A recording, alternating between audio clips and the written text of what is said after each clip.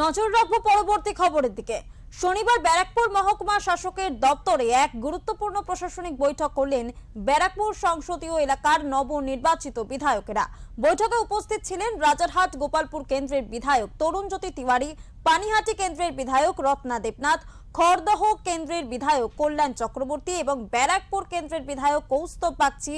এছাড়া নোয়াপাড়া কেন্দ্রের বিধায়ক অর্জুন সিং, জগদ্দল কেন্দ্রের বিধায়ক ডক্টর রাজেশ কুমার, ভাটপাড়া কেন্দ্রের বিধায়ক পবন কুমার সিং। বৈঠকের পর সাংবাদিকদের মুখোমুখি হয়ে বিধায়করা জানান, দীর্ঘদিন ধরে মহকুমা শাসকের দপ্তর থেকে ভুয়ো তপশিলি শংসাপত্র তৈরি হওয়ার অভিযোগ উঠে আসছে। এছাড়াও মহকুমা জুড়ে বেআইনি অটো এবং টোটো চলাচল নিয়ে সাধারণ মানুষের একাধিক অভিযোগ রয়েছে। এই সমস্ত বিষয়ে দ্রুত প্রশাসনিক পদক্ষেপ গ্রহণের জন্য বৈঠকে বিস্তারিত আলোচনা হয়।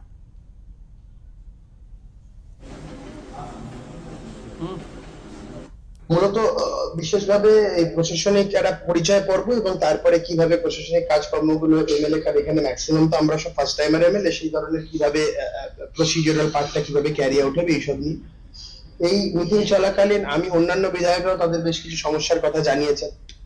আমিও বহু কিছু সমস্যার কথা জানি, যার মধ্যে ব্যারাকপুর বিএম বোস হাসপাতালে গত পরশুদিন আমি যাওয়ার পরে যে দেওয়ালে ট্র্যাক লক্ষ্য করা, হাসপাতালে বেড়ালদের আনাগোনা সেটাকে একটা কন্ট্রোল করা, সেখানে তাদের প্রপার ভ্যাকসিনেশন, বেড়ালদের স্টেরিলাইজেশন এগুলো করা, কারণ তাদের হ্যাবিটেবল কোনো জায়গা নেই, সেটাকে যেভাবে ওয়ার্কআউট করানো যায়।